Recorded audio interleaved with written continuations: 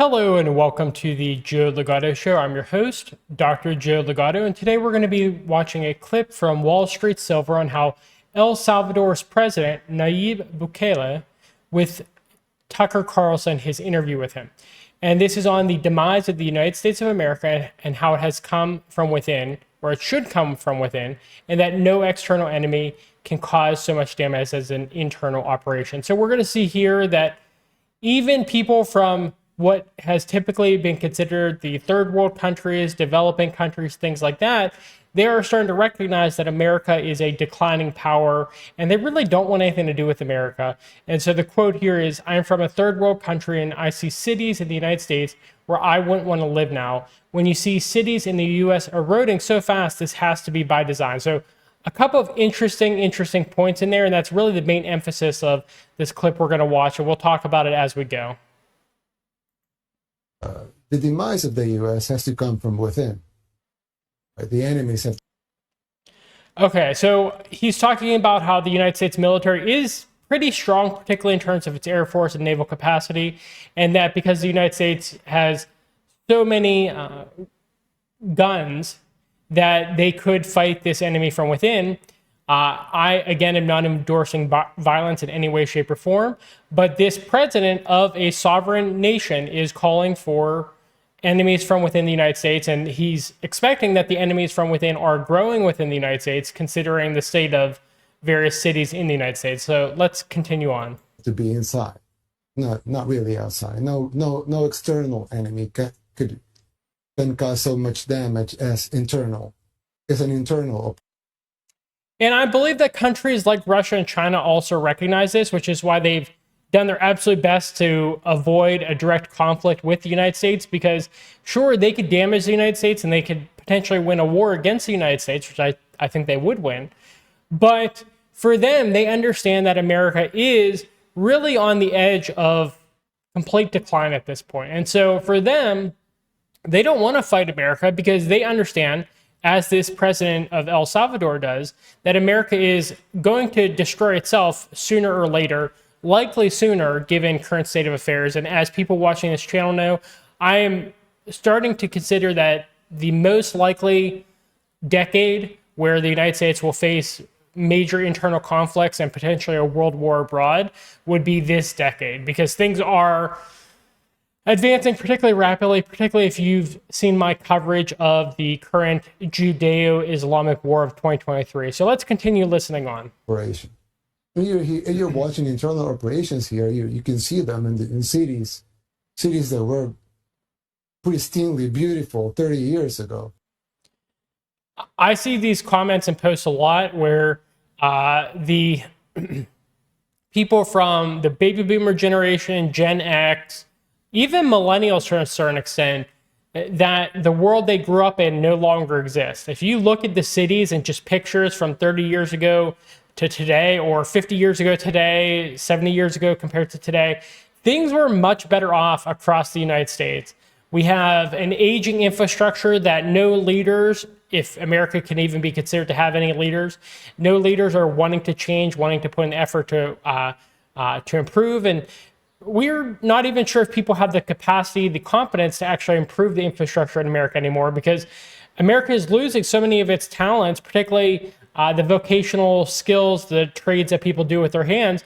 America just is not capable of that anymore. They've lost all of their manufacturing capacity as well. And things are just declining really across the board in America now. And that is what this president is tapping into. Our wastelands right now. You would see people. I mean, I'm from El Salvador, third world country in Central America. And myself, I can see cities here and say, I want to live here. I mean, what more do you need to hear than someone from a country that had such a crime problem like El Salvador saying, I don't want to live in American cities. Like, things are that bad that the American cities are not worth living in, between the rioting and your chance of being murdered. And then you also have things like the various crimes that can be committed on you. I've seen instances where people in major cities have put things in their window, a piece of paper in their window saying, don't rob me, there's nothing of value in here, or people are even more hopeless and they say, please don't break the window because the door is open. You could steal whatever you want. I mean, that's a society that has given up.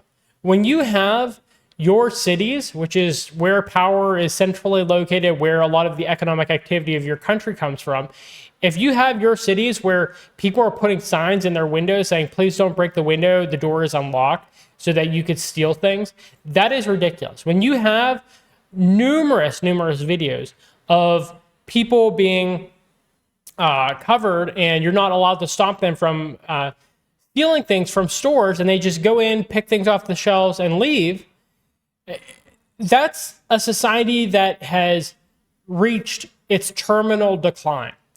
That's not a functioning society anymore. That's a society that why would you ever live in that? Why would you allow your society to get to that point? And I talk about this all the time, but the only generation that I would say is the primary cause of this problem, and the primary people who could have stopped it after recognizing that it was happening, was the baby boomer generation. They are still the generation in charge of the United States.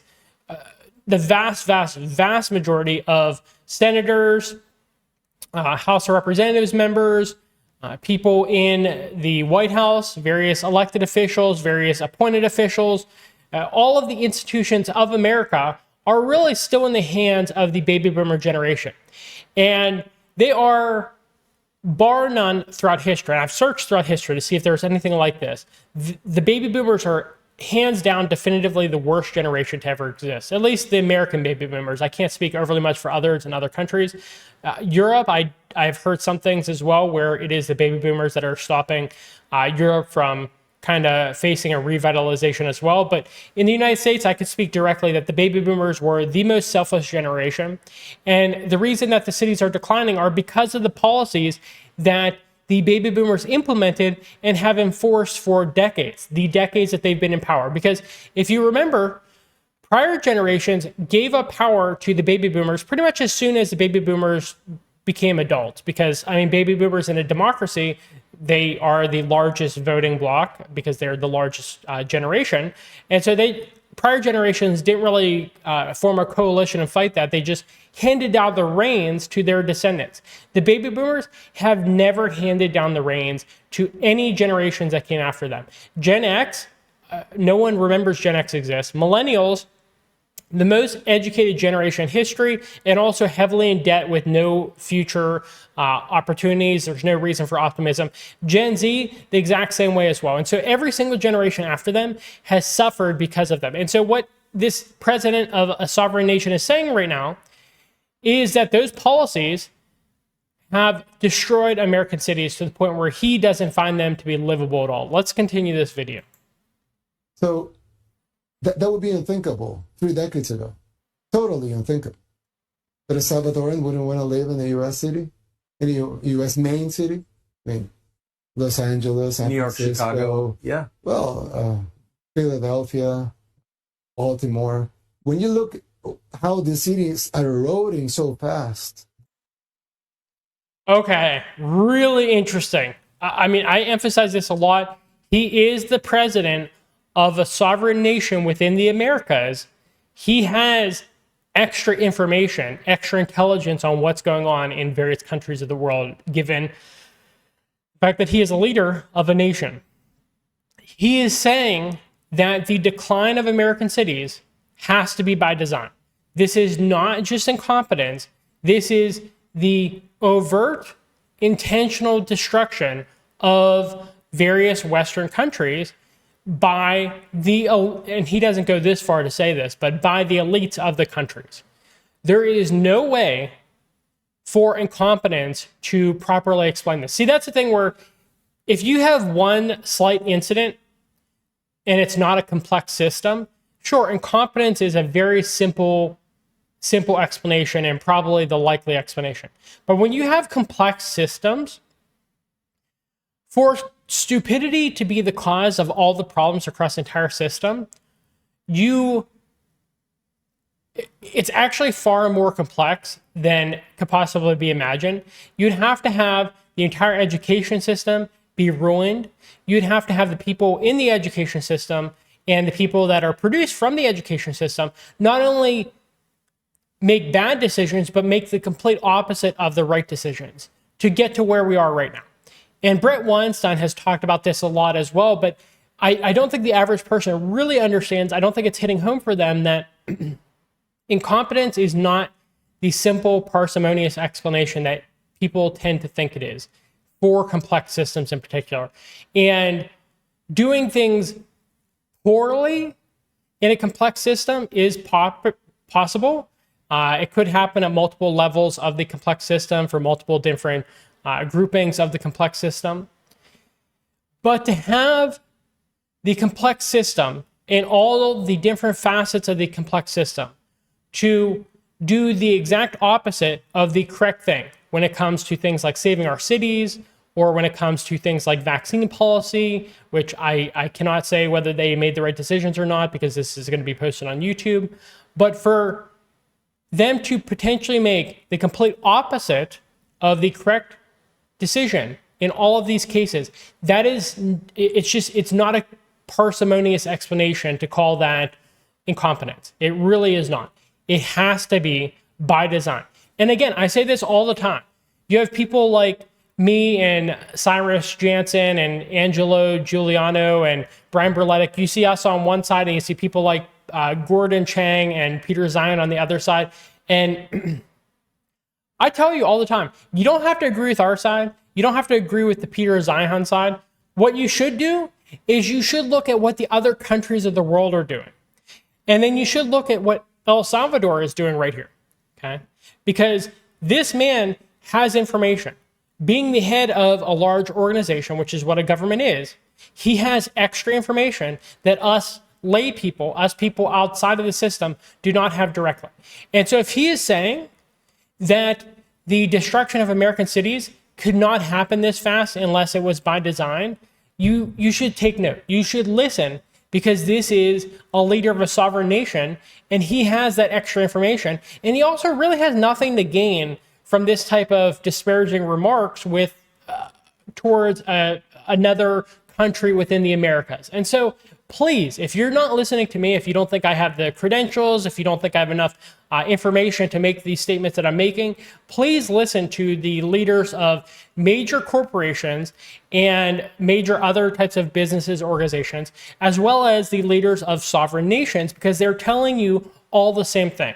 The United States is on the decline. The United States is the enemy. The United States is evil. It's just flat evil. So let's finish this video though. This has to be by design.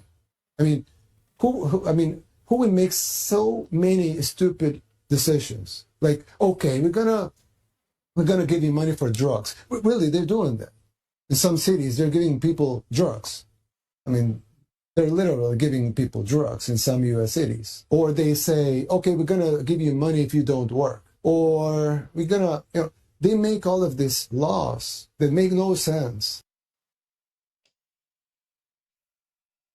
If you are in America, I've said this about half of my videos now. If you're in America and you have the opportunity to leave America, this is really shaping up to be the time to do that. I've heard that getting a passport is extremely difficult right now because so many people want to get a passport and flee the country. But if you have that temptation and it's a possibility for you, I would send in that passport application as soon as possible, because things are not only going to be getting worse, but they're getting worse at a rapid rate, like exponential rate. It's just, I'm shocked, because things that I thought would happen in the 2040s are happening now. Sure, I thought it was inevitable, but I did not realize how fragile the house of cards was. So that's what I'll leave you with. Thank you for watching. And if you like this video, please give us a thumbs up on YouTube and Rumble. It helps us in the algorithm, although we are being suppressed in the algorithm like some of our friends in the geopolitics community. It does still help us. Please subscribe to our channel, again, on YouTube and Rumble. Ideally on Rumble, because we are pivoting more and more towards Rumble given the YouTube censorship that is occurring. And please give us a comment in the comment box. I love hearing from all my viewers. And thank you again, and I hope you have a good rest of your day. Bye.